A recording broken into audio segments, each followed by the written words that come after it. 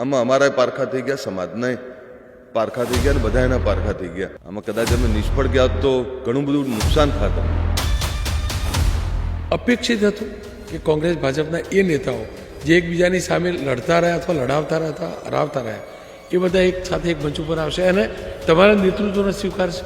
જો હું સંગઠનની વાત કરતો હોઉં ને તો ઝૂકવું મારે પડે. આટલા બધા આવશે એ તો મને અપેક્ષા નથી. ઠાકોર સમાજ અને પાટીદાર સમાજ બંને વચ્ચે ક્યાંક ના ક્યાંક દ્વેષ તો રહેલો. તમને શું લાગે એ અંતર ઘટ્યું ખરું? લડાઈ ઝઘડાથી ઘણું બધું વેઠ્યું. હવે લડાઈ ઝઘડા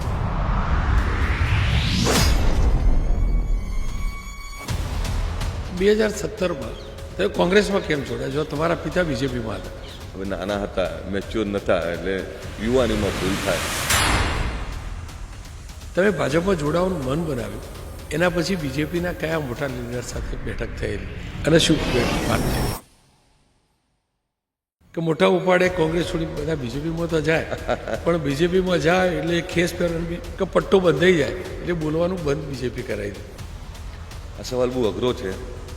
પણ જો કોંગ્રેસે તો તમને ધારાસભ્ય બનાવ્યા, કોંગ્રેસ છોડી તમે બીજેપીમાં જોડાયા, તો બીજેપીએ તો તમને હરાવી દીધા હતા પેટા ચૂંટણી. જે કંઈ થયું, અલ્પેશ ઠાકોર એમના દીકરાને રાજનીતિમાં લઈ આવશે. હવે અમારા પરિવારમાંથી કોઈ રાજનીતિમાં નહીં આવે. અલ્પેશ ઠાકોર રાજનીતિ છોડે તો ક્યારે છોડે? છોડીશ તો ખબર નહીં પડે, અચાનક થયું.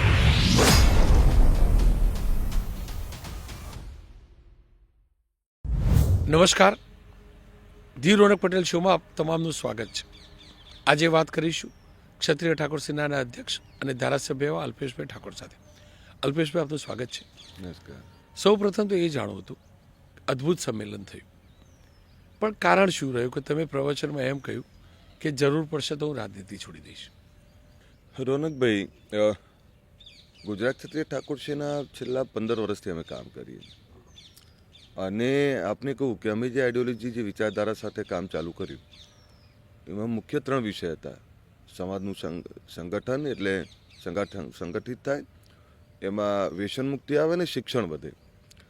સંગઠન આ ગુજરાતે જોઈ લીધું, વ્યસન મુક્તિ પણ જોઈ લીધી. હવે વિષય હતો શિક્ષણનો. અને આમ તો સાચું કહું ને તો અમને પણ પોતાના પારખા કરવા હતા કે અમે જે વિચારધારા જે મૂકીને જે કામ કરીએ છીએ એમાં સમાજનું કેટલું સમર્થન છે, સમાજ કેટલું એનું અનુકરણ કરે છે, એ લોકો કેટલું એનું પાલન કરવા તૈયાર છે, અથવા એ પોતે કેટલું મથવા તૈયાર છે. એ 2-3 વિષય હતા ને એમાં જ્યારે રાત્રિ સંમેલનની વાત થઈ ત્યારે અમારા યુવાનોમાં પણ ઘણી અસમંજસ હતી. અમારા સંગઠનની મિટિંગ થઈ ત્યારે પણ મતાંતર હતા બધાના, પરંતુ મોટાભાગના લોકો અમે મક્કમ હતા. અને વાત એવી મૂકવી હતી કે ભાઈ આપણે જે વાત કરીએ છીએ એ વાતને લોકો કેટલું સમર્થન આપે છે, લોકોને કેટલી ઈચ્છા છે, લોકોમાં કેટલી ભૂખ છે. અને એ જોયું આપે કે ક્યાંક અભણ બાપ આવેલો હતો અને એણે એવું કીધું કે હવે અમે જાગીશું, હવે અમારા સમાજમાં શિક્ષણ આવશે, અમારા યુવાનો, અમારી પેઢી, અમારા બાળકોને અમે ભણાવશું. એટલે વિચારધારા જે મૂકી અડધી રાતે બ્રહ્મ મુહૂર્તમાં, અને બ્રહ્મ મુહૂર્તમાં મૂકેલી વિચારધારાને લોકોની અપનાવવાની, એ વિચારધારા પર આગળ વધવાની જે તાલાવેલી હતી, આમાં કદાચ અમે નિષ્ફળ ગયા હોત તો ઘણું બધું નુકસાન થાત અમને. પણ આપણે કહું કે આમાં અમારા પારખા થઈ ગયા, સમાજના પારખા થઈ ગયા અને બધા એના પારખા થઈ ગયા. અને એમને ભૂખ કેટલી છે, કેટલી આગળ વધવાની તાલાવેલી છે એ પણ નક્કી થઈ ગયું.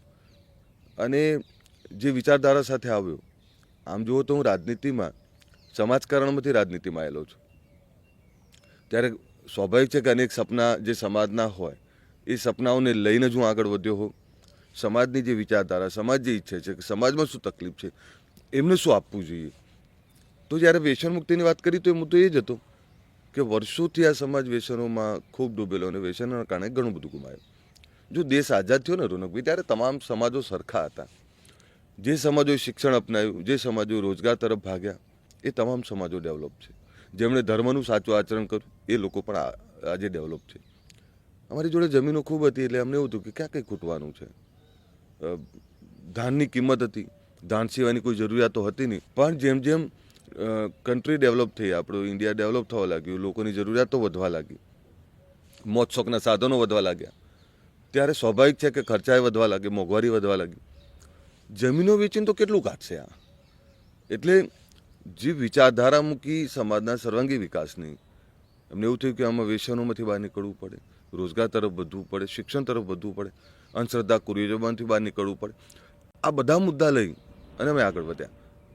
સ્વાભાવિક છે કે જ્યારે સમાજ જીવનમાં હોય ત્યારે મેં પણ ઘણા બધા વાયદાઓ વચનો કર્યા હોય, ત્યારે પોતાની જાતને જવાબ તો આપવો પડે ને. લોકો જવાબ માગે એના કરતાં પોતાના આત્માએ જવાબ તો માગતો જ હોય કે હવે આમાં શું કરીશ તું. ત્યારે મારા આત્માના અવાજથી મેં કહ્યું કે જે દિવસે હું આ સમાજ માટે કંઈ કરી નહીં શકું અથવા એના માટે અસમર્થ થઈશ અથવા સત્તાની આગળ પાંગડો પુરવાર થઈશ, મારો મતલબ એ હતો કે સત્તા આગળ પાંગડો પુરવાર થઈશ તો સમાજ, અને ના કે સમાજ ખાલી ગરીબ વંચિત જે લોકો છે, જે સામાન્ય લોકો છે, એ કોઈ પણ સમાજના છે, એમના માટે નિડરતાથી બોલતો બંધ થઈ જઈશ, એ દિવસે રાજનીતિ છોડી દઈશ. કારણ કે મને તમે જેમ કહો છો ને હું તો બોલીશ, એમ મને પણ એ તમારું હું તો બોલીશ શબ્દ જ એક ટચ કરે છે અને મારા જેવા ઘણા લોકોને ટચ કરતો હશે. મને એવું થાય કે યાર આપણે જેના માટે આવ્યા છીએ એના માટે બોલવાનું બંધ કરી દઈશું તો હું એવું માનું છું કે આપણા આત્મા મરી ગયો. આત્મા જીવતો છે, વિચારધારા જીવતી છે, અને જે લોકો માટે કામ કરવું છે એ વાત જીવતી છે.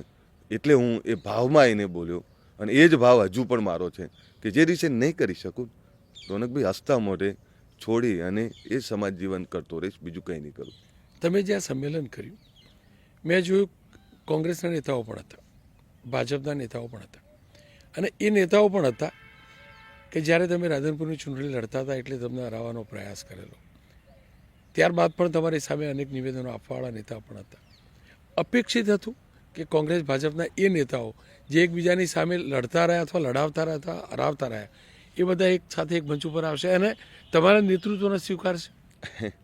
રોનકભાઈ, આ બધામાં સૌથી નાની ઉંમરનો હું હતો. આમ તો આ એવા નેતાઓ છે કે જેમની જોડે હું તૈયાર થયો, જેમની જોડે લડાઈ ઝઘડી કરતો કરતો અહીં પહોંચ્યો, બાળક તરીકેનો લાડે કર્યો અને વિરોધ પણ કર્યો. એમાં એમનો એકલાનો વાંક નથી. 2016 અને 2026 આમ તો જાહેર જીવનમાં ઘણા વર્ષોથી છું, પરંતુ જે વાત મૂકી કે તમે કહ્યું કે આ બધા અપેક્ષિત હતા, તો આ બધા જ આગેવાનોએ જ્યારે કોંગ્રેસમાં ગયો ત્યારે વિરોધ કર્યો, ભાજપમાં ગયો ત્યારે વિરોધ કર્યો, પણ આફ્ટર ઓલ આ બધાએ સમાજ માટે, રાજકારણમાં, ગુજરાત માટે ખૂબ સેવા કરી છે. મને એવું થયું કે જો હું સંગઠનની વાત કરતો હોઉં ને તો ઝૂકવું મારે પડે, એટલે હું ઝૂકવાનું ચાલુ કર્યું, મેં વિનંતી કરવાનું ચાલુ કર્યું, અને હું ઝૂકવાનું ચાલુ થયું ત્યારે એ પણ મોટા થઈ અને એમણે પણ એ સહજ સ્વીકાર કર્યું કે ના, તને ઝૂકતા આવડે છે તો અમને પણ, અમારું હૃદય પણ મોટું છે. અને આ બધા જ આગેવાનો, હું મહાન નથી, એ પણ મહાન છે, બધા જ મહાન છે, કે બધા એકબીજા મતાંતર ભૂલી એકબીજાને બધાએ નુકસાન કર્યું છે. આમાં કોઈએ એકબીજાને નુકસાન કરવાનું કંઈ બાકી નહીં રાખ્યું, પણ તેમ છતાં બધાએ, આજે કોઈ ચાલુ મંત્રી છે, કોઈ માજી મંત્રી બેઠા હતા, કોઈ ચાલુ એમપી છે, કોઈ માજી એમપી બેઠા હતા, કોઈ ચાલુ ધારાસભ્ય હતા, કોઈ માજી ધારાસભ્ય હતા, એ તમામ શ્રેષ્ઠીઓ બેઠા હતા. ત્યારે આટલા બધા આવશે એ તો મને અપેક્ષા નથી, પણ બધા જ આવ્યા. અને બધા જ આવ્યા ત્યારે એક લાઈન હું બોલ્યો હતો કે જ્યારે તમે બધા અહીંયા આવ્યા છો ત્યારે મારી જવાબદારી એ થાય છે કે આપના આત્માને દુભાય અથવા તમને તકલીફ કંઈ પડે એવું મારાથી તો નહીં જ થવા દઉં. ભાવ શું હતો? કારણ કે જુઓ, તમારા આવ્યા પહેલાં જેટલાના પ્રવચન ચાલતા હતા બધા એમ કહેતા હતા ક્ષત્રિય ઠાકોર સેનાના સુપ્રીમો અલ્પેશભાઈ, કેટલાક કહેતા હતા અલ્પેશભાઈ સાહેબ. મંચ ઉપર તમે જ્યારે ચડ્યા, બધા એક સાથે હતા, બધા ઊભા હતા, એ વખતે દિલમાં શું ભાવ આવેલો? રોનકભાઈ, જ્યારે તમને આટલું બધું સન્માન મળે ને અને આટલો બધો પ્રેમ મળે ને, ત્યારે સ્વાભાવિક છે કે તમને પોતાની લાલસા તો નીકળી જ જાય. મને એવું થયું કે હવે હું વડીલ તરીકે, એટલે મને વડીલનું સ્થાન આપ્યું, એમણે મોભીનું સ્થાન આપ્યું, અને જ્યારે મોભીનું સ્થાન આપ્યું ત્યારે મારી જવાબદારી એ થાય કે કોઈ ખોટું ના કરવું અને કોઈને દુભાય અથવા કોઈને તકલીફ પડે એવું ના થવા દઉં. અને ભાવ તો દીકરા જેવો જ હતો. સ્ટેજ ઉપર ઊભો થયો ત્યારે તમે જોયું છે કે હું ત્યાં એક સામાન્ય માણસોની વચ્ચે જ બેઠો હતો, અને સામાન્ય જ છું આમ, પણ મને ખૂબ લાગી આવ્યું. અને આપના શોમાં જે સહજતાથી મારી કેમેરા સામે આંસુ નીકળ્યા ને, એ સહજ હતા, એ ભાવ હતો એ મારા તમામ આગેવાનો માટે, એ ચાહે જગદીશભાઈ હતા, જયસિંહભાઈ હતા, દિલીપજી હતા, બળદેવજી હતા, જ્ઞાનીબેન હતા, નટુજી હતા, કેટલા બધા આગેવાનો, બધા જ આગેવાનો, કેટલા બધા નામ લો, પણ તમામ આગેવાનોનો જે ભાવ હતો એના કારણે મને પોતાની જવાબદારી વધારે વધી હોય એવું મને ફીલ થયું. બીજું મને એવું થયું કે બાપ આપતો રહ્યો તો દીકરાને સ્વીકારે જ, એમ મને આ બધા મારા પિતા તુલ્ય લાગ્યા. અને એક પરિવાર એવું લાગ્યું કે તમે જુઓ તો ખરા, ત્યાં નીચે પણ મારા 60, 70, 80 વર્ષનો બાપ બેઠો હતો, ત્યાં એ માં બેઠી હતી. મેં જોયું, મેં વિડીયો જોયા ત્યારે મને એવું થયું કે અરે બાપરે. અને જે અભણ છે એ પણ એવી વાત કરે, હવે અમે બદલાઈશું, હવે અમારો છોકરો કરે છે ને, તો અમારો છોકરો કામ કરે છે તો અમે હવે શિક્ષણ મેળવીશું, અમારા છોકરાઓને અમે ભણાવશું. એ જે સહજ એકદમ નિર્મળ ભાવ હતો, અથવા કંઈ જ એમાં બીજી ઘેલસા નથી, અથવા કોઈ દેખાડો નહોતો, જે મનમાં આવ્યું એ અમે હવે છે ને, અમે અંધશ્રદ્ધામાં નહીં પડીએ, અમે હવે ખોટા ખર્ચા નહીં કરીએ. આ જે હતું ને, આ બધું ઘણું બધું કહી જતું હતું. એટલે રોનકભાઈ 3 વાગે આવેલું એ નિષ્ફળ નહીં ગયું, ઘણો બધો ઇતિહાસ રચીને ગયું. અલ્પેશ ઠાકોરને વધારે નાનો કર્યો સમાજની જોડે, મારા આત્માને વધારે નાનો કર્યો, મને વધારે નિર્મળ કર્યો. એટલે હું એ કે રાતોરાત નહીં સુધર્યો, બાકી અમે ઉદ્ધત હતા, અમે બહુ તોફાન કર્યા, અમે જેમ તે કરી નાખતા. અમે 2016માં આ જ આગેવાનો નીચે બેઠાડેલા, ત્યારે અમે આમ કરીને ચાલતા હતા. પણ 2016 અને 2026 તલવાર કહેતા હતા, પણ એ કોઈ તલવાર નથી. હા, યસ જ વાત છે. એટલે રોનકભાઈ એ જ આગેવાનો આજે મંચ ઉપર બેઠા હતા ને અમે ચૂપ બેઠા હતા ને એ બોલતા હતા, ત્યારે મેસેજ કેટલો સારો જાય. તમારો ઘરનો મૂવી આવીને જ્યારે કોઈ વાત કરે ત્યારે લોકોમાં જાય, અરે તમારા બધા જ આગેવાનો ખૂબ સારું બોલ્યા. પણ રોનકભાઈ હું આ સમાજનો આભારી છું. હું એવો કોઈ મહાન નથી, હું એક વિચારધારા લઈને ચાલું છું, વિચાર આપું છું ને એને આ લોકો અપનાવે છે. જેના ગજવામાં ભાડું નથી, જેના પોતાના કાલ શું થશે એનું ઠેકાણું નથી, એ પણ એવું કહે છે, ઉઘાડા પગે આવીને એવું કહે છે તું ચિંતા ના કર ને, અમે બેઠા છીએ. તમારા શોમાં જ્યારે આંસુ પડ્યા ને, અનેક લોકોના ફોન, અનેક લોકોના મેસેજ, હજારો લોકોના, હું એને કાઉન્ટ નહીં કરી શકું એટલા બધા ફોન મેસેજ. અરે અમે છીએ ને, તમે કેમ ઢીલા પડો છો, તમે ચિંતા ના કરો ને, અમે છીએ. એટલે મેં કહ્યું તમારો પ્રેમ જોઈને મને રડવું આવે છે, તમારો પ્રેમ એટલો બધો છે. અને જે સમાજ માટે કરીએ છીએ ને, સમાજને પોતાની આપણા માટે ભાવ. રાત્રે 3 વાગે કેમ આવે? કોઈ એવું કીધું 50,000 લોકો હતા, કોઈ કે લાખ લોકો હતા.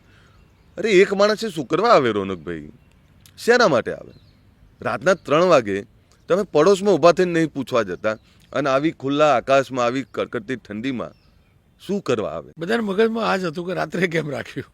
એટલે એ જ રોનકભાઈ તમને કહું, અમારે પારખા તો કરવા હતા કે અમે જે વિચારધારા મૂકીએ છીએ આ સમાજમાં એવી ઘેલસા છે કે નહીં, એને જાગવું છે કે નહીં. એમણે મેસેજ આપી દીધો કે જે વિચારધારા, જે આઈડિયોલોજી સાથે તમે કામ કરો છો, આમાં બધાના પારખા થઈ ગયા. આગેવાનો પણ જો 7-7 કલાક બેઠા. રોનકભાઈ 7-7 કલાક કોઈ કાર્યક્રમ ચાલે ખરો? 7 કલાક કોઈને બેસાડી રાખવા એ કંઈ નાની વાત નથી. એટલે પારખા સમાજના થયા, પારખા અમારા થયા, પારખા મારા થયા, પારખા આગેવાનોના થયા, અને એમાં બધા પાસ થઈ ગયા. જો 2017માં તમે કોંગ્રેસમાં જોડાયા એ વખતે હું તમારા નિવાસસ્થાને આવેલો. મને તમારા પિતાશ્રી ખોડાભાઈ મળેલા, અને ખોડા કાકાના ચહેરા ઉપર કદાચ તમને નહીં કહ્યું પણ મને થોડો ઘણો અસંતોષ દેખાયો કે દીકરો શું કરી રહ્યો. સંમેલનના દિવસે પણ એ રાત્રે મને મળે, મેં તો એમનો ભાવ પારખી લીધો. તમને એમને શું કહ્યું? મારા મમ્મીનો ફોન આવેલો રોનકભાઈ, ટીવીમાં જોયું એટલે મારા મમ્મીએ કહ્યું તું શું કરે છે, આ ક્યાં જાય છે? એટલે મેં કીધું મમ્મી હું જે કરીશ એ સારું કરીશ. મેં ફોન કાપી નાખ્યો. પપ્પા મને ઘણીવાર ટોકે, ઘણીવાર રોકે, પણ મેં કહ્યું ને કે પહેલાં હું પણ ક્યાંક હવામાં હતો, અથવા ક્યાંક અમને પણ ઓછી ખબર પડતી હતી. અમને નથી ખબર પડતી કે ક્યાં શું કરાય. કદાચ 2016માં જે પરિસ્થિતિ હતી એટલી અત્યારે જે મેચ્યોરિટી હતી, કદાચ એ વખતે એટલી મેચ્યોરિટી હોત તો ઘણું બધું અમે પામી શક્યા હોત. વિષય ભાજપ કોંગ્રેસનો નથી, વિષય અમારી ઉતાવળ હતી. અમને એવું હતું કે જે વચનો આપ્યા છે, જે કામ લઈને આવ્યા છે, રાતો રાત પૂરા કરી હતી, કેમ ના થાય? આમ એ વખતે તાલાવેલી હતી એમ કે વાહ આપણે કેમ ના કરી શકીએ. પણ એ સમય જે ચૂક્યા એમાં ઘણું બધું અમે ગુમાવ્યું છે. મારા પપ્પાએ ખૂબ સેવા કરી છે.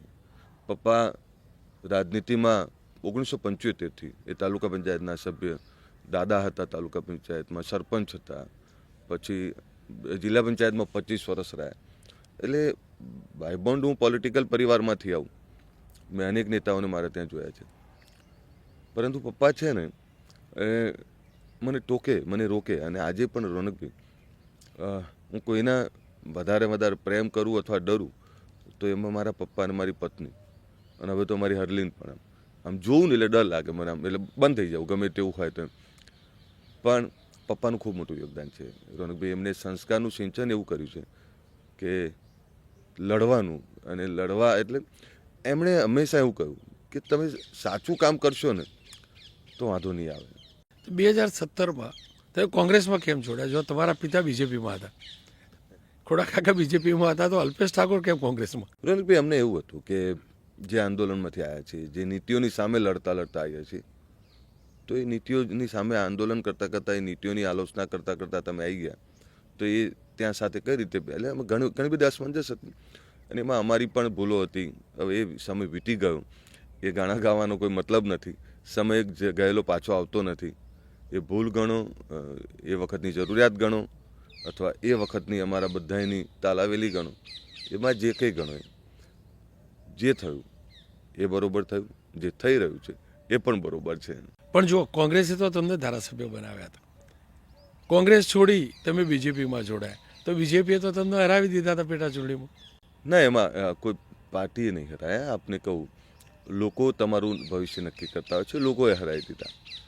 રોનકભાઈ, કદાચ હું લોકોને સમજાવવામાં નિષ્ફળ રહ્યો કે ભાઈ હું શેના માટે જઈ રહ્યો છું અથવા શું કરવા માગું છું. લોકોમાં એ વાત મૂકવામાં હું નિષ્ફળ રહ્યો કે મારું રાધનપુર એ આપણું રાધનપુર, એમાં જે ગટરનો પ્રશ્ન છે, જે પાણીનો પ્રશ્ન છે, જે રોડના પ્રશ્નો છે, જે સફાઈના પ્રશ્નો છે, એને દૂર કરવાની તાલાવેલી હતી.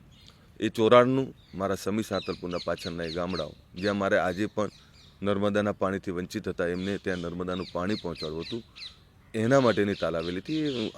કદાચ એ બતાવવામાં નિષ્ફળ રહ્યો. એટલે ત્યાંના લોકલ લોકોને હું એ વાત ગળે ઉતારવામાં નિષ્ફળ રહ્યો. બીજું, સમાજમાં પણ થોડો ઘણો નાનો મોટો અસંતોષ થયો કે ભાઈ કેમ આવું કર્યું, બીજું ત્રીજું, તો આજ પહેલાં કરી લેવું હતું. એટલે એ વખતે અમે જે કંઈ સમજાવવું હતું, જો આપણે માણસ સહજ સ્વભાવ છે રોનકભાઈ, સારું થાય ને તો કે મેં કર્યું, ખરાબ થાય તો કે તે કર્યું.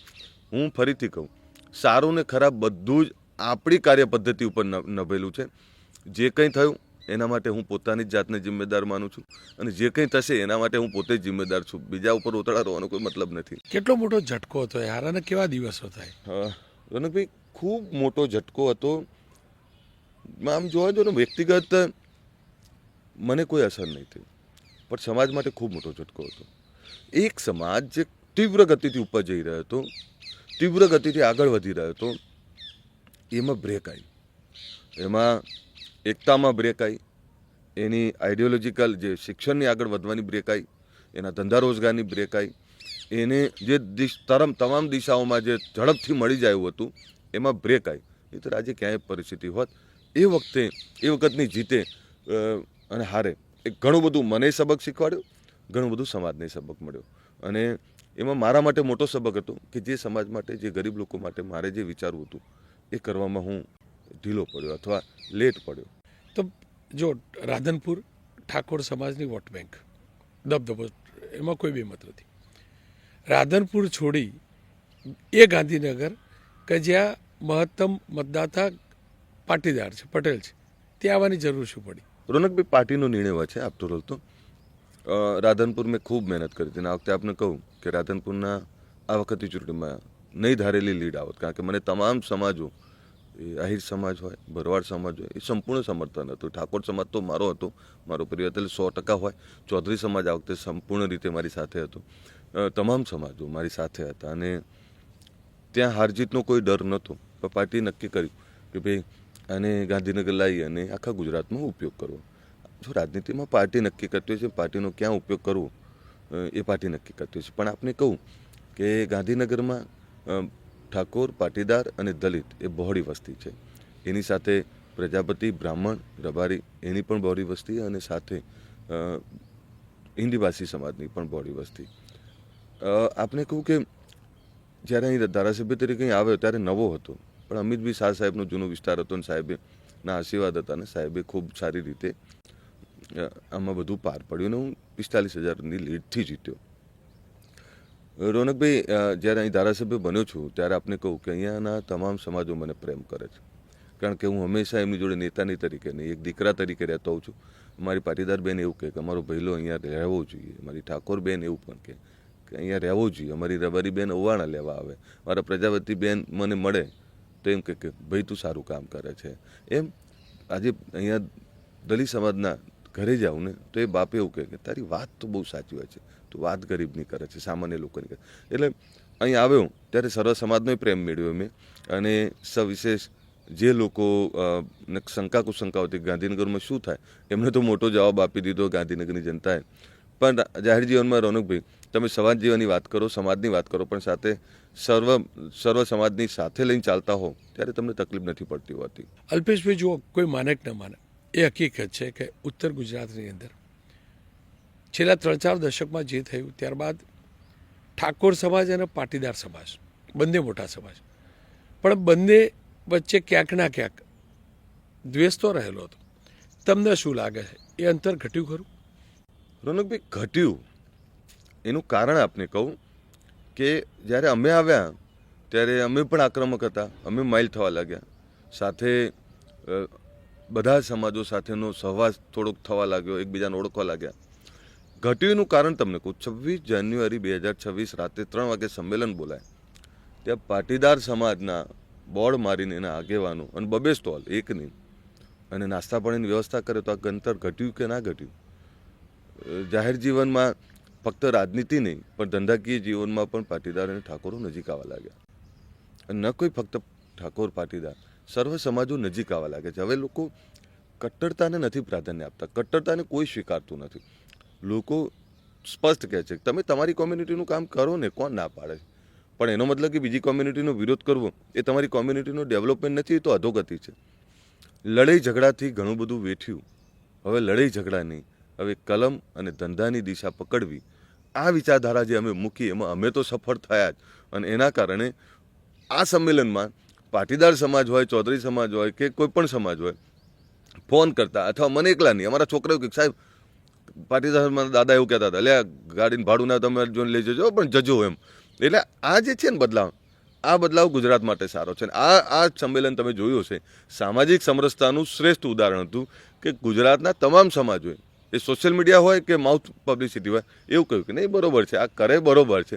તો આ બદલાવ નથી શું છે? એટલે અંતર ઘટી જ ગયું છે ને. હવે લગભગ હું એવું માનું છું કોઈ એવા નેતાઓ જે લડાઈ ઝઘડા કટ્ટરવાદની દિશા ના આપે તો આવનારા સમયમાં હું માનતો નથી કે આ અંતર કોઈ રહે. હવે તમે બીજેપીમાં જોડાયા અને ત્યારબાદ પેટા ચૂંટણી આવે પહેલાં તમારું જે પેલું સેન્ટેન્સ હતું લાલ પેન, તમને અફસોસ છે? તમને લાગે છે કે એ રાજકીય અપરિપક્વતા હતી? યસ, એ રાજકીય પરિપક્વતા હતી અને એ તાલાવેલી હતી. અને મેં કહ્યું ને કે ઘણું બધું અમે ભૂલો કરી છે, અમે ગાળ પણ કર્યું છે. એ 100% મારી ભૂલ હતી અને એ ભૂલના કારણે પણ મને કદાચ ઘણું નુકસાન થયું. પણ રોનકભાઈ, હવે નાના હતા, મેચ્યોર નહોતા, એટલે યુવાનીમાં ભૂલ થાય. હવે ભૂલ કરીએ ને તો એ ભૂલનો સ્કોપ નથી, પણ એ 100% ભૂલ હતી અમારી. ત્યારબાદ તમે ચૂંટણી પણ જીત્યા, સરકાર બની, મંત્રીમંડળ બન્યું, હમણાં એક્સપાન્શન થયું.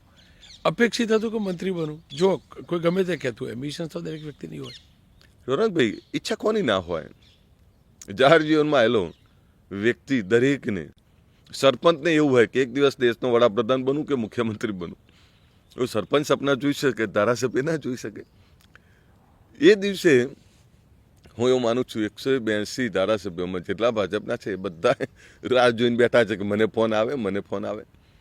ઈચ્છા બધાની હોય અને ઈચ્છા બધાની હોય. ઈચ્છા પૂરી થાય ના થાય એ તો પાર્ટીના નિર્ણય ઉપર હોય, એ તો પાર્ટીનું શીર્ષ નેતૃત્વ નક્કી કરતું હોય, માન્ય મુખ્યમંત્રી શ્રી નક્કી કરતા હોય, એ એમનો અધિકાર છે. પાર્ટીને જ્યારે જ્યારે જે જરૂર પડે પાર્ટી એનો ઉપયોગ કરતી હોય છે.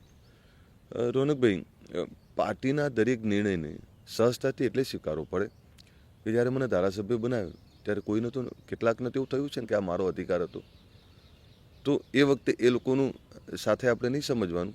ત્યારે એ વખતે મને જ્યારે ગમ્યું હોય ત્યારે સ્વાભાવિક છે કે જ્યારે મંત્રીમંડળ બન્યું, ભલે મારી અપેક્ષાઓ પણ ના થયું હોય તેનાથી પાર્ટી ખરાબ નહીં થતી. એ પાર્ટીનો અધિકાર છે અને પાર્ટીની જ્યારે જ્યારે જે જરૂર પડે એ પાર્ટી નિર્ણય કરતી હોય છે. પણ મને એક ફાયદો એ થયો કે પાર્ટીએ મને તક આપી મારી વિધાનસભામાં કામ કરવાની અને સમાજમાં કામ કરવાની. કદાચ હું કોઈ એક પોર્ટફોલિયો એક મિનિસ્ટ્રી લઈ અને હું સીમિત થઈ જાત, એક બે ખાતાઓ લઈ અને હું સીમિત થઈ જાત, એટલે એ જ રૂટિંગ થઈ જાત બધું. પણ પાર્ટીએ જે કંઈ મારા માટે નક્કી કર્યું છે હું પાર્ટીનો આભાર માનું છું અને પાર્ટી આવનારા સમયમાં પણ જે કંઈ નક્કી કરશે એમાં કોઈ મને પેલું રાગ દ્વેષ નથી. પણ અત્યારે સમાજમાં જે કામ કરી શકું છું એ મારા માટે ખૂબ મોટી વાત છે. અલ્પેશભાઈ, બધા લોકો એવું કે મોટા ઉપાડે કોંગ્રેસ છોડી બધા બીજેપીમાં તો જાય, પણ બીજેપીમાં જાય એટલે ખેસ પહેર અને બીજા પરિભાષામાં ન બોલવાવાળો શબ્દ બોલી લો કે પટ્ટો બંધાઈ જાય એટલે બોલવાનું બંધ બીજેપી કરાવી દે. હું તો બોલીશ બંધ થયું ખરું ક્યારે? ક્યારે નહીં થાય તો અલ્પેશ ઠાકોર ક્યારે જ બંધ થાય? તમે મને જોયો છે એટલે ઘણા એને એવું કહે કે અરે તમે કેમ બોલી શકો? મને એ કોને રોનકભાઈ કઈ પાર્ટી ના પાડે છે તમને? એ તો તમારી નબળાઈ છે. તમે તમારી જે કોઈ લોકો નથી બોલતા ને એ પોતાની નબળી માનસિકતા છે કે હું આવું બોલીશ તો આને ખોટું લાગશે. જાહેર જીવનમાં રહેલો વ્યક્તિ એને ખોટું શું એ વિચારે, એટલે ખોટું કોને લાગશે એનું વિચાર્યા કરતા સાચું શું છે, શું બોલવું જોઈએ. જાહેર જીવનના રાજકીય નેતાઓ, સામાજિક નેતાઓ એ બેબાક નહીં બોલે, એ સાચું નહીં બોલે તો બોલશે કોણ? લોકો નેતૃત્વ શેના માટે આપે છે તમને? જે એ નથી બોલી શકતા, એમનો અવાજ નથી પહોંચતો, એ પહોંચાડવા માટે તો અમને બેસાડ્યા. હવે અમે ના બોલીએ, કાલ કોઈ પાટીદારને અન્યાય થતો હશે તો મારે બોલવું પડે, કોઈ કાલ દલિતને અન્યાય થતો હોય તો મારે બોલવું પડે, ઠાકોરને અન્યાય થતો હોય તો હું બોલું જ. તમને કહું એમાં હું રોકવું નહીં.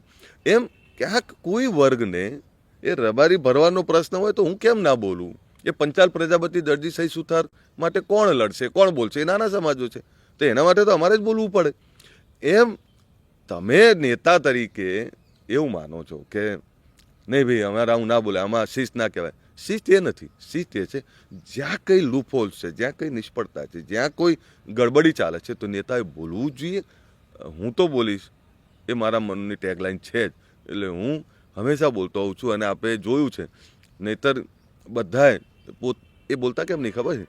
એમને ખુરશીની ચિંતા છે, પણ એમને નહીં ખબર કે ખુરશીની ચિંતામાં નહીં બોલતા એટલે બીજી વાર કદાચ પાર્ટી ટિકિટ આપી દે પણ પ્રજા ખુરશી ખેંચી લે. પ્રજાનું લાગે કે અમારે આને ક્યાં જરૂર હતી. એમ પાર્ટીને ગમતું જ હોય છે. પાર્ટી અને કોઈ પણ પરિવાર, બાપને પણ કમાવું દીકરો ગમે, એમ પાર્ટીને પણ એવો જ નેતા ગમે જે ફાયદો કરાવે. અને ફાયદો ક્યારે થાય? જ્યારે લોકો માટે બોલતા હોય, લોકોનું સમર્થન હોય, લોકો તમારી સાથે હોય. લોકો કેવી રીતે રહે? તો એને એવું લાગુ છે કે આ મારી વાત મૂકે છે, મારી પીડાની વાત મૂકે છે. હવે એ વાત તમે ના મૂકો તો પછી કોઈ મતલબ નથી. ચલો, મંચ ઉપરથી તમે બોલી પણ લો, પબ્લિકલી બોલી પણ લો, ઘેર બોલી શકો ખરા? ભાભી આગળ બોલી શકો? ઘરે કોણ બોલે? ડંફાર બધી વાતો ઘરે કોણ બોલે છે મને કહો તો ખરા. હું દાખલો જ આપતો હોઉં છું કે બાદશાહ પણ એવું કહે એમ કે ભાઈ સફરજન ઘોડાનો મેં કહેતો હોઉં છું કે જેનું ઘરમાં ચાલતું હોય એ ઘોડો લઈ જાય ને ના ચાલતું એ સફરજન લઈ જાય. તો મારા જેવા ને આપણે બધા જેને સફરજન લીધું ને એ બધા સુખી છે. મારા ઘરમાં મારી પત્ની, મારા પિતાશ્રી, મારી મમ્મી અને મારી હરલીન, મારી જીવનમાં 4 જણાનું વધારે ચાલે છે. અને એમાં જીવન શેના માટે જીવીએ છીએ? એક ખુશ તો આપણે ખુશ, પરિવાર ખુશ રહેવો જોઈએ. અને પરિવારમાં ત્યાં ઘરમાં અલ્પેશ ઠાકોર નેતા નથી, ત્યાં તો મારી હરલીન એમ કે ચૂપ, એટલે તરત ચૂપ થઈ જવું પડે. ઘરમાં ના ચાલે અને કોઈનું નહીં ચાલતું. કોઈ એવા બ્રહ્મ ના રહે, તમે ના રહેતા, જો કે તમે નહીં રહો, નહીં જો, હું પણ બ્રહ્મ નહીં. ઘરમાં કોઈનું ના ચાલે, ગમે તેવો મોટો બાદશાહ હોય. તો આટલો મોટો સમાજ હતો, અલ્પેશ ઠાકોરે પ્રેમ લગ્ન કેમ કરવા પડે? પ્રેમ લગ્ન કરવા પડ્યા કે પ્રેમ લગ્ન કર્યા?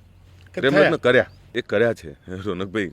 95માં અમે બંને કોલેજમાં મળ્યા. હું તો સમાજ જીવનમાં કેટલા વર્ષો પછી આવ્યો, પણ 95માં સમાજ જીવનમાં આવ્યો. એક કોર્પોરેટ લાઈફ જીવતો યુવાન એ કોલેજમાંથી લવ થાય, લવ થઈને રોનકભાઈ તમારે આ વિચારવા જેવું છે. અત્યારે બધા લવ મેરેજની વિરોધમાં બીજી ત્રીજી જે સામાજિક મુહિમ ઉપાડી છે એ સાચા છે. એનું કારણ તમને કહું, મેં જ્યારે લવ મેરેજ કર્યા ને ત્યારે મારા બંને પરિવારની સહમતિથી થાય. મારા સાસુ સસરાએ મને સ્વીકાર્યો, મારા મમ્મી પપ્પાએ કિરણને સ્વીકારી, અને આજે પણ એ પરિવારમાં મારા માટે ખૂબ પ્રેમ છે. તમે જોયું આજે આ શિક્ષણનું અભ્યુદય થતું ત્યારે મારા સાસરી પક્ષમાંથી બ્રાહ્મણની અમારી નાની નાની દીકરીઓ કેટલા બધા વિડીયો મૂક્યા, કારણ કે એ મને ઓળખે છે ને નાનપણથી. કે જીજાજી શું કરે છે, જવાઈ શું કરે છે. એટલે એ સ્વીકૃતિથી થયા હતા. પણ મા બાપને એ જાણવાનો અધિકાર છે કે મારી દીકરી જ્યાં જાય છે એ દીકરી દુઃખી તો નહીં થાય ને એને કોઈ એવા નોટરિયસ કે એવા અસામાજિક પ્રવૃત્તિ કરનારા વ્યક્તિ સાથે તો નહીં જઈ રહી ને. આ વિષય બહુ મોટો હતો. પણ હું ફરીથી આપને કહું કે મેં લવ મેરેજ કર્યા, મારા જીવનમાં એનું ઘણું બધું યોગદાન છે. મારા ઘડતરમાં મારા મા બાપની સાથે કિરણનું મોટું યોગદાન છે. મારી તમામ એ ચડતી પડતીમાં ક્યારેય એને મારો સાથ નહીં છોડ્યો. એ ચડતી પડતીમાં હંમેશા હસીન રહી. એટલે તમને કહું, આજે ઘરની માલિક એ જ છે, ઘરમાં આજે પણ એ જ કરે જે કરવું એ. અને હું ફરીથી તમને કહું, હું ભાગ્યશાળી છું કે મને આવી પત્ની મળી. જ્યારે પણ પ્રેમ થયો, એકબીજાને પ્રપોઝ કર્યું હશે, હું નથી જાણતો તમે પહેલાં કર્યું કે એમને કર્યું, પણ અંદરથી ડર હતો ખરો. જુઓ, એ જમાનો હતો, આપણે બી જાણીએ છીએ કે ઠાકોર સમાજ અને સવર્ણ સમાજ વચ્ચેનું અંતર વધુ હતું, સવિશેષ પાટીદાર બ્રાહ્મણો બધામાં. ડર હતો ખરો કે સમાજ નહીં સ્વીકારે? ડર હતો. એટલે આપને કહું, અમે બંને તેવું નક્કી કર્યું હતું કે બંને ક્યાંક જો ના સ્વીકારે તો પછી નોકરી કરી લઈશું બંને જણા. બંનેની માનસિકતા ક્લિયર હતી.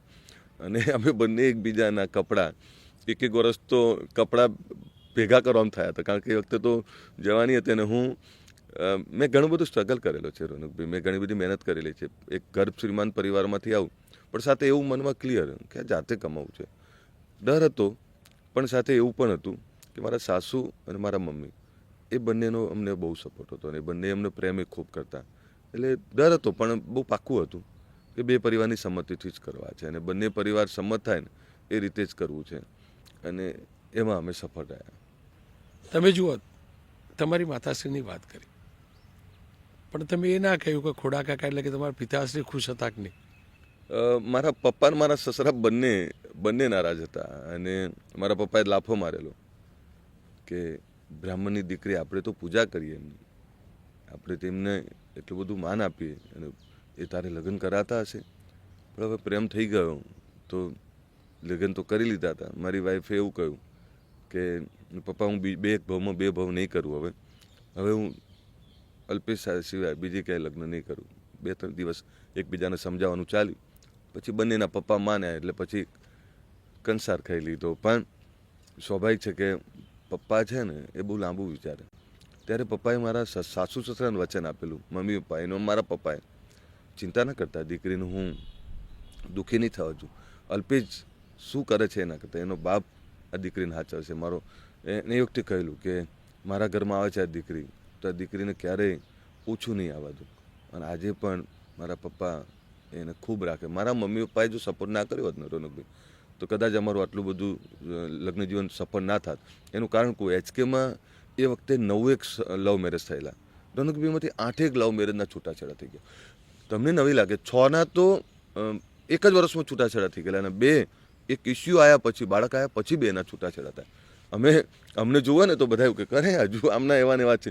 આજે પણ અમે 2 એ લવર કપલની જેવી રીતે ફરતા હોય છે બંને. એટલો એ મારી જોડે એટલો અધિકાર કરે, હું પણ કરું, પણ આજે પણ પ્રેમ એટલો જ છે.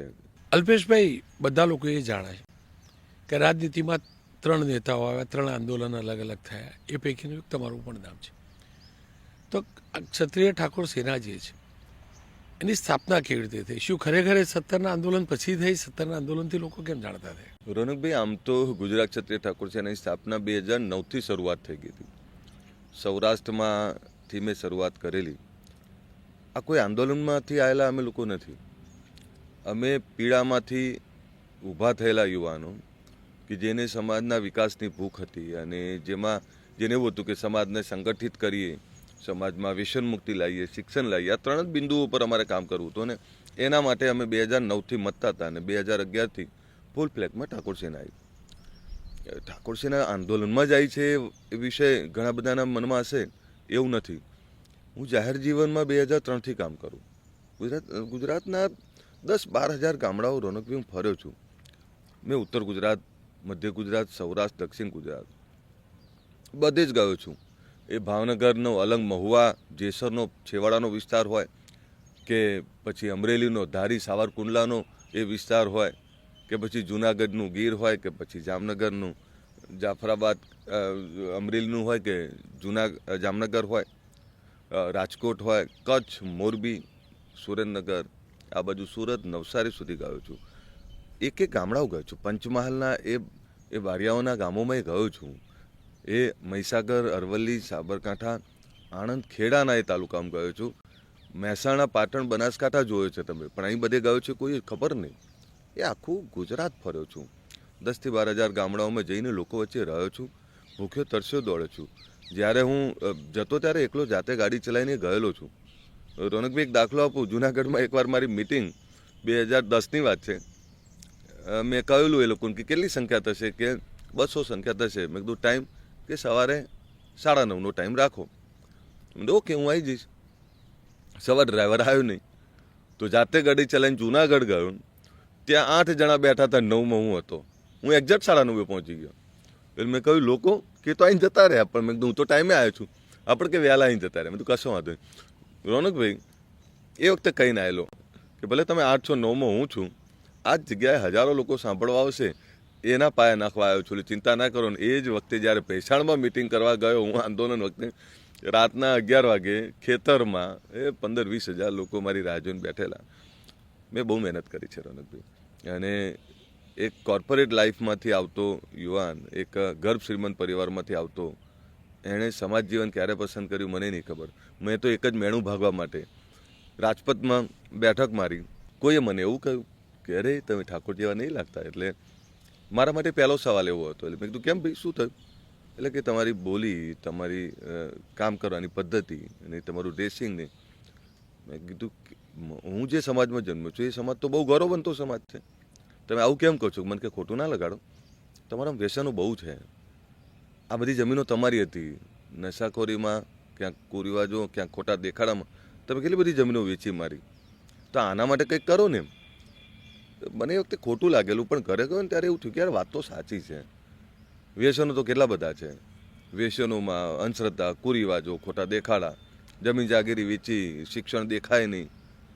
તો એના કારણે આઈડિયોલોજીકલ એક સંગઠન ઊભું કર્યું, અને એક મેણું જ ભાગવું હતું કે ભાઈ અમે હવે વ્યસનોમાં નથી. એટલે બધાને એવું લાગ્યું હશે કે આ વ્યસનોવાળી વાત કેમ ઉઠાડી, તો એ તો મેણું લાગ્યું હતું ને, એટલે એને મેણું ભાગવા માટે મતતો હતો. જ્યારે હું જાહેર જીવનમાં આવ્યો ત્યારે વંશ પરંપરાગત નેતાઓ જ આવતા, એટલે હું પછી મારો દીકરો જ રાજનીતિ કરે એ પ્રકારની એક માનસિકતા, એમાંથી બહાર કાઢ્યા.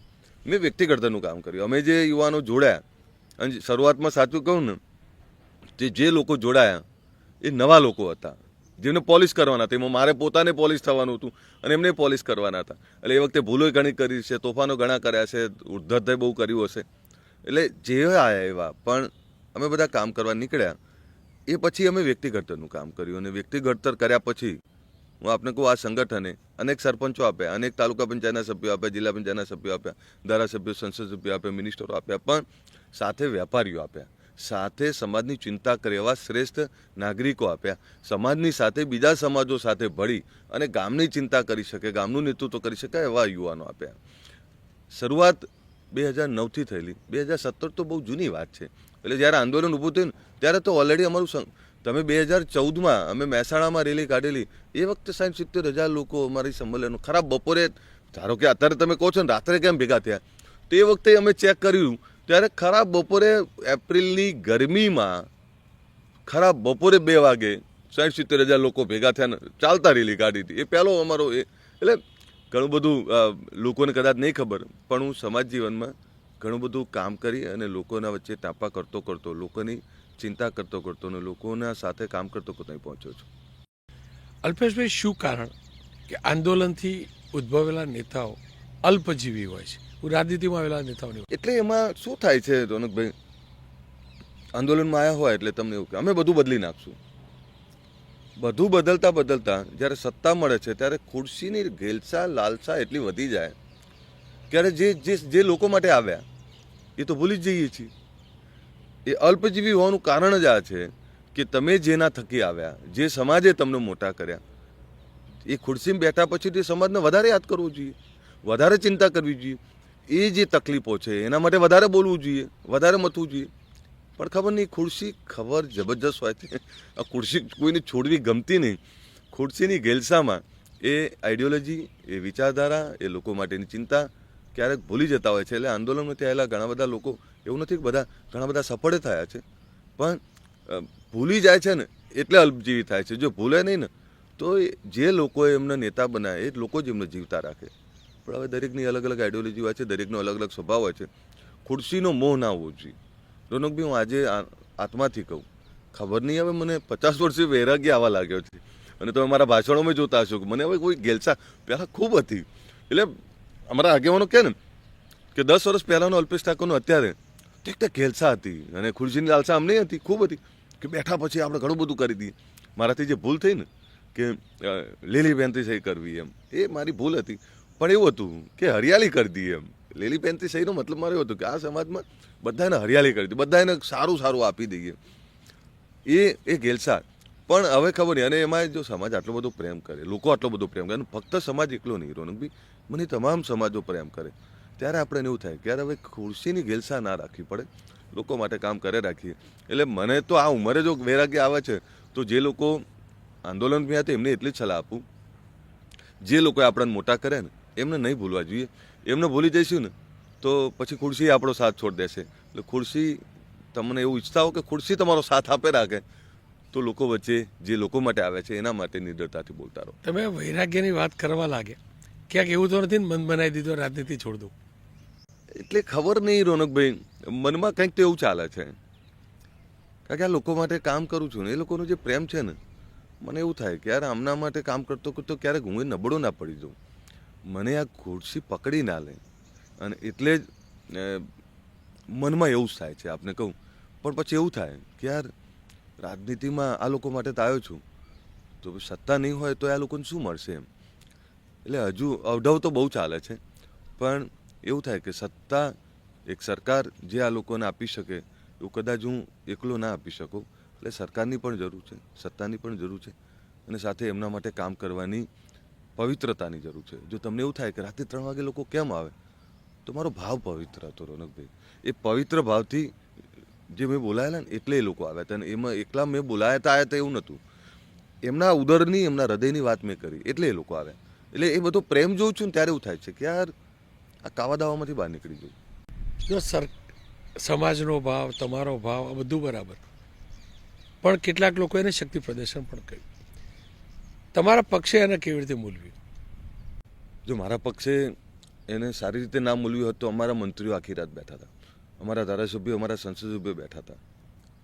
રોનકભાઈ, પક્ષમાં સરકારે તો જગ્યા આપી છે ને, નગણો નહીં બની શકું. કારણ કે જે લોકોએ ભેગા થઈને આના માટે કામ કરવાની તૈયારી બતાવી, અને ન કંઈ ફક્ત જમીન, તૈયારી એવી પણ બતાવી કે આપણે બધા સાથે રહીને આ ભવ્ય સંકુલ બનાવશું, ત્યારે સરકારની ઈચ્છા શક્તિ ના હોત, પાર્ટીની ઈચ્છા શક્તિ ના હોત તો પ્રશ્ન જ નહોતો.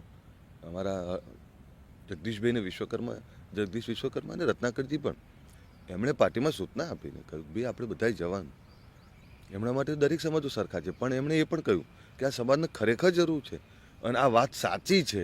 મારી સાચી વાત હતી એટલે સમર્થન ભાજપ, કોંગ્રેસ કે તમામ આગેવાનોનું, તમામ નેતાઓનું મળ્યું. મારી વાત ખોટી હોત તો ના મળે. તમે ભાજપમાં જોડાવાનું મન બનાવ્યું, એના પછી બીજેપીના કયા મોટા લીડર સાથે બેઠક થયેલી અને શું વાત થયેલી? ના, એ વાત હું નહીં કરી શકું રોનકભાઈ, પણ અમિતભાઈ સાહેબ મને ખૂબ પ્રેમ કરે, મોદી સાહેબ પણ મને ખરેખર પ્રેમ કરે, કારણ કે હું ભાવ જોઉં. સાહેબ હમણાં આવેલા ત્યારે ચાલતા ચાલતા ખાલી એટલું જ બોલેલા, અલ્પેશ, એ મારા હૃદયને ટચ કરી ગયું હતું. તમને કહું, નેતાઓ આટલો બધો પ્રેમ કરે, એમાં બધા ભૂપેન્દ્રભાઈ જવું તો દાદા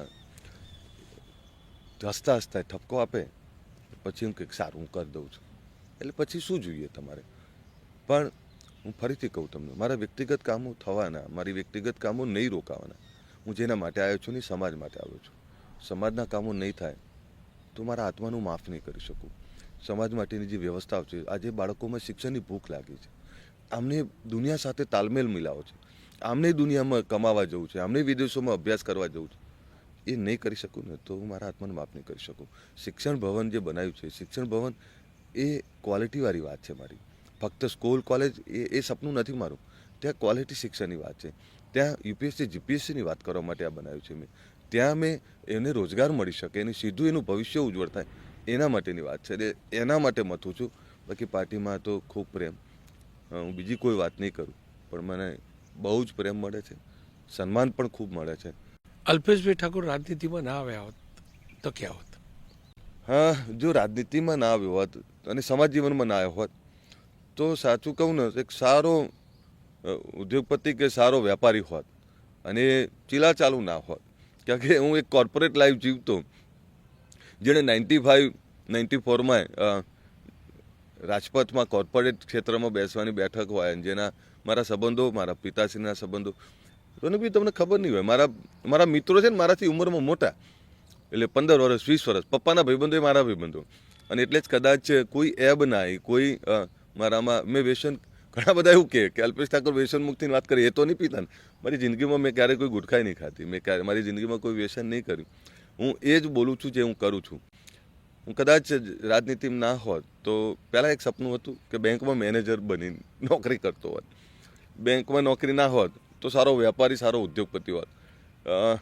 રનુભાઈ, હું આજે પવિત્રતાથી કહું, બહુ ઈમાનદારીથી, મારી જોડે જેટલી લક્ષ્મી છે ને પવિત્ર લક્ષ્મી છે. કોઈ બેઈમાનીનું નથી. કોઈ કરપ્શનમાં ક્યારે તમને મળે ને તો હું તો પોલીસમાં મારા લુગડા ઉતારી નાખજો, પણ કરપ્શનમાં મારું નામ નહીં આવતું અને મારો વિષય પણ નથી. જેટલું છે ઈમાનદારીનું છે. એટલે પણ રાજનીતિમાં ના હોત તો એક સારો પિતા હોત, એક સારો દીકરો હોત અને કુટુંબનો એક સારો દીકરો હોત, સારો વેપારી હોત. જો બે પ્રકારનું જીવન મારા હિસાબથી અલ્પેશ ઠાકોર જીવી રહ્યા છે. એક પેજ 3 લાઈફ, એટલે કે કોર્પોરેટ્સ, બહુ મોટા લોકો સાથે બેસવાનું, એમની સાથે ઉઠવાનું, અને એક એકદમ જમીન સાથે જોડાયેલા ઠાકોર પરિવારના દીકરા સાથે જમીન ઉપર બેસવાનું. આ બેલેન્સ કરવું કેટલું અઘરું હોય? રોનકભાઈ, જ્યાં સોનાની પ્લેટ ને સોનાની ચમચી સાથે નાસ્તો પીરસવામાં આવે છે એ બહુ મોટા લોકો છે, પણ એ લોકો જ્યારે ગરીબની ચિંતા કરે ને ત્યારે ગરીબનું કંઈક ઉત્થાન થાય, એ એવા લોકો છે. બીજી બાજુ એ મારા અંતરિયાળ ગામડાઓમાંથી આવતા એ મારા યુવાનો, ક્યારેક એના પગના ચંપલ તૂટેલા છે, બૂટનું અંગૂઠો બહાર દેખાય છે, ક્યારેક એના શરીરમાંથી એ માટી અને પરસેવાની દુર્ગંધ આવતી હોય. પણ સાચું કહું ને, એ જેના શરીરમાં માટીની દુર્ગંધ, જેનો પરસેવોની બેડ સ્મેલ આવતી હોય ને, એનો જોડે જાઉં ને, એ જ ઇમ્યુનિટી મારી. આ લોકો મને નહીં બોલાવે ને, જે ગામડામાંથી આવતો, એ સામાન્ય, જેના પગમાં ચંપલના ઠેકાણા નથી, એ મને નહીં બોલાવે ને, તો પેલું સોનાની ચમચીવાળો મને નહીં બોલાવે. એ મને એટલે બોલાવે છે, અમને ખબર નહીં કે અલ્પેશ ઠાકોરને મોટા લોકો એટલે બોલાવે છે કારણ કે નીચે પેલો મેલા ઘેલા કપડાવાળો એ અલ્પેશ ઠાકોરનો બાથમાં લે છે. હું જાઉં છું ને ઘણી વાર, તમે જો હું એનો બાથમાં કેમ લઉં છું, મારા ફોટામાં ઘણા ભાગે જોજો હું બાથમાં લઈને ફોટો પડાવું છું. એટલે એને નહીં ખબર કે તું મારી જોડે છે ને એટલે પેલો સોનાના મહેલવાળો મને બોલાવે છે, બાકી જે દિવસે તું નહીં હોય ને પેલો મને નહીં બોલાવે. એટલે એ બેલેન્સ કરવું, એટલે મારું પરિવારે જુઓ, મારું પરિવાર ત્યાં રહેતું હોય છે, એને ત્યાં અમારા ક્ષત્રિય ઠાકોર છે, એના યુવાનો, ગામડાના લોકો, એ લોકો મળે ને તો એમને એની જોડે મજા આવે છે. એ છે તો હું છું, અને એ બેલેન્સ એટલે કરી શકું છું કે એમને હું પ્રેમ કરું છું. એમને બધાને એવું છે કે એ જ મને પ્રેમ કરે છે, એવું નથી રોનકભાઈ.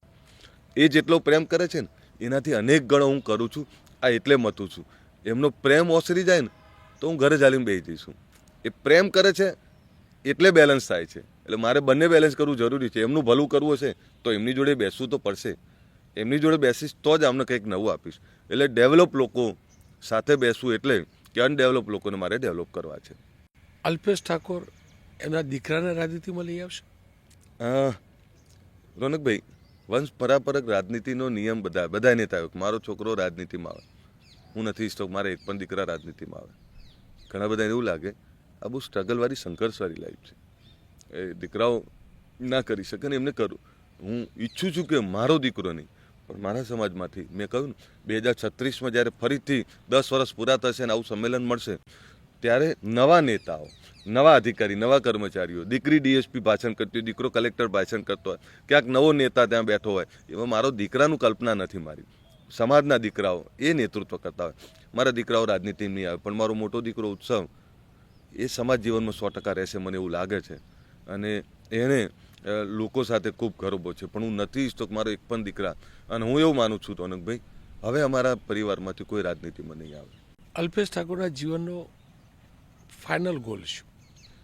મારો ફાઇનલ ગોલ એટલો જ છે રોનકભાઈ કે તમામ જિલ્લાઓમાં શૈક્ષણિક ભવન સારા હોય, જ્યાં ક્વોલિટી શિક્ષણની, રોજગારની વાત થતી હોય, જ્યાં આ લોકોના હક અને અધિકારની વાત થતી હોય, શિક્ષણની ભવનો, શિક્ષણની સંસ્થાઓ બનાવી અને સાથે રાજનીતિના સર્વોચ્ચ શિખરે હું નહીં, તું સહી, તું નહીં ઓર સહી, એક એવો નેતા હોય કે જે આ લોકોની ચિંતા કરે, એ આ સમાજમાંથી આવતો હોય. અને સાથે એટલું તો 100% ઈચ્છું છું કે આ આપણું ગુજરાત છે અને આપણા ગુજરાતમાં સમરસતા હોય, તમામ સમાજો એકબીજાની ચિંતા કરે, જેનામાં આવડત છે, જેનામાં ઈમાનદારી છે, એ નેતૃત્વ કરે.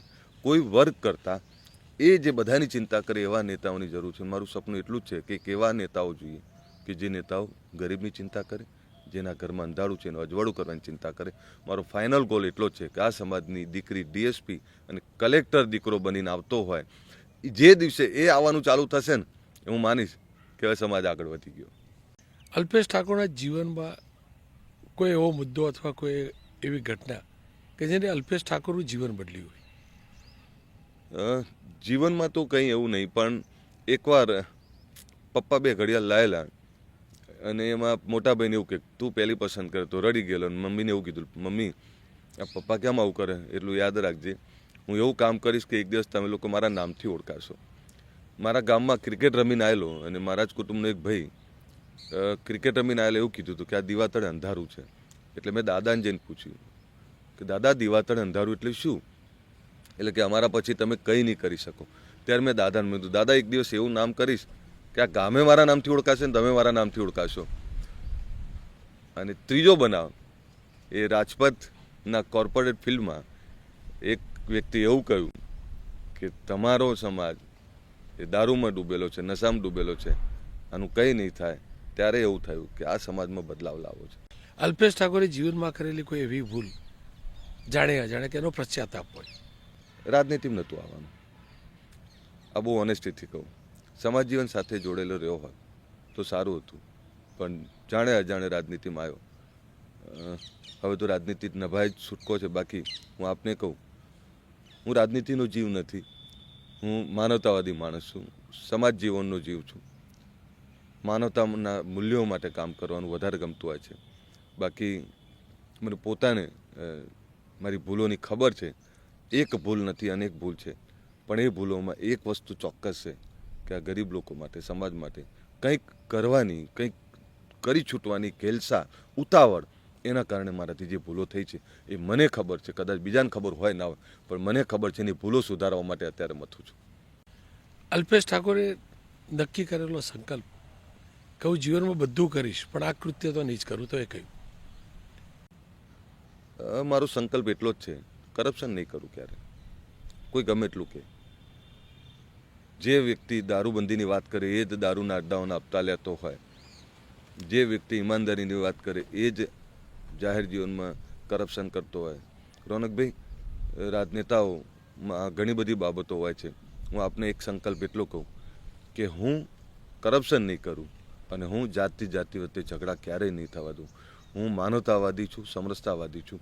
મારી જિંદગીમાં એવું ક્યારેય નહીં કરું જ્યારે મારા ગુજરાતમાં વર્ગ વિગ્રહ થાય, મારા ગુજરાતની કોઈ જ્ઞાતિઓ એકબીજા અંદર એકબીજાનું વૈમનસ્ય વધે. મરતા પહેલાં કેવું કામ કરીને જઈશ કે આ જ્ઞાતિઓ બધી એક રહે. આજે સરદાર સર્વના છે, બાબા સાહેબ સર્વના છે, એમ જે મોદી સાહેબ સર્વના છે, એમ સર્વના જે નેતાઓ છે એવું સર્વના નેતાઓ જેવું જીવન જીવી જઈશ. જ્યારે નહીં હોઈએ ત્યારે 100% જે વર્ગનું નેતૃત્વ કરું છું એને પણ આનંદ આપી જઈશ, એને પણ ખુશ કરીને જઈશ અને એક એવું જીવન આપીશ કે એ બધા જોડે બેસતા થઈ ગયા છે અને બધાને સ્વીકારતા થયા છે અને લોકો એમને સ્વીકારતા થયા છે, પરસ્પરનો પ્રેમ કરતા થયા છે. આ સંકલ્પ તો 100% છે મારો. અલ્પેશભાઈ, હવે એક રેપિડ રાઉન્ડ રમી લઈએ. ટૂંકા જવાબ, ટૂંકા સવાલ.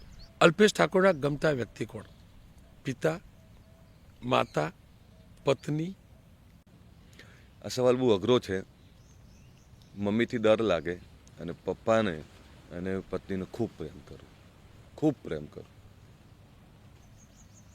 અલ્પેશ ઠાકોરને સમાજ જીવનમાં ગમતો વ્યક્તિ કોણ? સમાજ જીવનમાં ઘણા બધા જે સારું કામ કરે છે, જે ઈમાનદારીથી કામ કરે છે, એવા બધા જ વ્યક્તિઓ. એમાં એક નામ નહીં આપી શકું, પણ ઈમાનદાર સમાજ જીવનમાં કામ કરતા લોકો જે વર્ષોથી કામ કરે છે, મારા તમામ આગેવાનો મને ગમે છે. રાજકીય આદર્શ કોણ? રાજકીય આદર્શ તો નહીં કહી શકું, પણ આપને કહું, એક સમય હતો કે જ્યારે મેં રાહુલ ગાંધી સાથે કામ કર્યું ને આજે મોદી સાહેબને માટે હું વાત કરું તો મોદી સાહેબ ને અમિતભાઈ શાહ સાહેબ મને વધારે ગમે.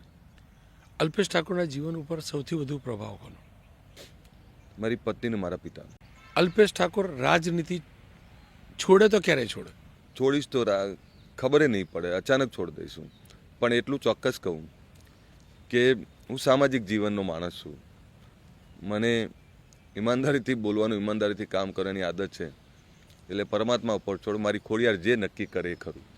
અલ્પેશ ઠાકોરના જીવનમાં આવેલી નબળી પળ કઈ કે થોડા ઘણા બી લપસી ગયા હોય? 2017ની રાજનીતિનો નિર્ણય. અલ્પેશભાઈ ઠાકોરની પત્ની એમ કહે કે તમે રાજનીતિ છોડી દો અને પિતા એમ કહે કે ના, રાજનીતિમાં જ રહેતો. હવે નિર્ણય મારી પત્ની કે મારા પિતાએ નહીં કરવાનો. હવે નિર્ણય લોકોએ કરવાનો છે, મારા સમાજે કરવાનો છે. હવે તો એમનું વર્ચસ્વ મારા ઉપર નથી, હવે વર્ચસ્વ રહ્યું મારા સમાજનું. હવે તો મારું સમાજ કે એ મારું જીવન છે. એટલે એમના હાથમાં નથી ને મારા હાથમાં નથી. હવે તો મારા સમાજના હાથમાં નિર્ણય જતો રહ્યો. અલ્પેશ ઠાકોરને પાર્ટી એમ કે તમે ઠાકોર ક્ષત્રિય સેનાનું બંધ કરી દો, તમને મંત્રી બનાવીએ તો? આ તો એવું થયું કે તમારો આત્માને મારી નાખો અને પછી તમને કંઈક આપીએ, ના થાય મારાથી. એ મારો આત્મા છે, એ શક્ય જ નથી મારા માટે. અલ્પેશ ઠાકોરના દિલ દિમાગમાં શું ચાલી રહ્યું? ઠાકોર સમાજનો પહેલો IAS IPS સનદી અધિકારી દીકરો કે દીકરી કયા વર્ષ સુધીમાં મળશે? મેં કહ્યું ને કે 10 વર્ષનું ટેગલાઇન ભલે આપી મેં, પણ 5 વર્ષમાં તમને DSP કલેક્ટર મળી જશે. રોનકભાઈ, આ છાતી ખોલીને કહું છું. જે સપનું, જે ભૂખ લગાડી છે અને મેં જે જોયું છે રાતના 3 વાગે, અભણ મા બાપ અમે હવે આગળ આવશું, અમે અમારો દીકરા દીકરીમાં ભણાવશું. એ ભૂખ છે ને, ઠાકોર સમાજનો પહેલો DSP કલેક્ટર કયા ખૂણામાં ત્યાં આવશે નક્કી નહીં, પણ એટલું પાક્કું કહું, DSP કલેક્ટર અમારો 100% આવશે. હવે શૈક્ષણિક સંકુલ બનાવવામાં ક્યાંક ધનરાશિની અછત, ખોટ પડી, જરૂર પડી અને કોઈ 2 નંબરીય વેપારી આવીને ક્યાંક અલ્પેશભાઈ મારી જોડે આ પડ્યા લઈ જાઓ, તો શું નિર્ણય લેશો? એટલે આ તો એવું થયું કે ચોર ચપાટિયાઓના પૈસાથી તમે સેવા કરો.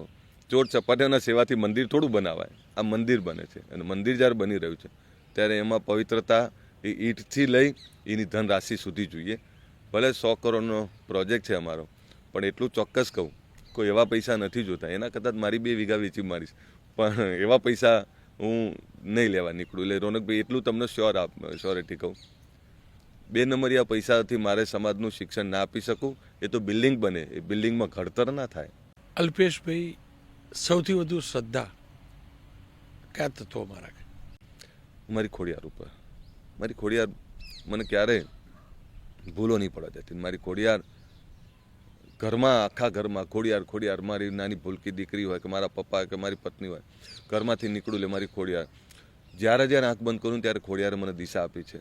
અને ખોડિયાર જ્યારે હું 2017માં રાધનપુર લડવા ગયો ત્યારે પણ ખોડિયાર દેવચકલી બનીને એ વખતે પણ આવેલા. અને મારી ખોડિયારે મને ખૂબ, મારા દાદાને ખોડિયારનો ભાસ થતો. અને હું આજે કહું, મને સંપૂર્ણ શ્રદ્ધા મારી ખોડિયારમાં ઉપર છે. અને મારી ખોડિયારનું એવું છે, ખોટાની ખોડિયાર નહીં, ખોડિયારનું ખોટું નહીં. હું એનો જ દીકરો છું. જે કંઈ છું ને એ મારી ભગવતીના કારણે છું. અલ્પેશભાઈ, તો ખૂબ ખૂબ આભાર અને અપેક્ષા રાખું કે હું આ જ ક્ષેત્રમાં હોય ત્યાં સુધી તમારું શૈક્ષણિક સંકુલ પણ બને, ત્યાં સુધીમાં સનદી અધિકારી પણ ઠાકોર સમાજનો મળે અને એનું કવરેજ કરવા આવું. ખૂબ ખૂબ થેન્ક યુ.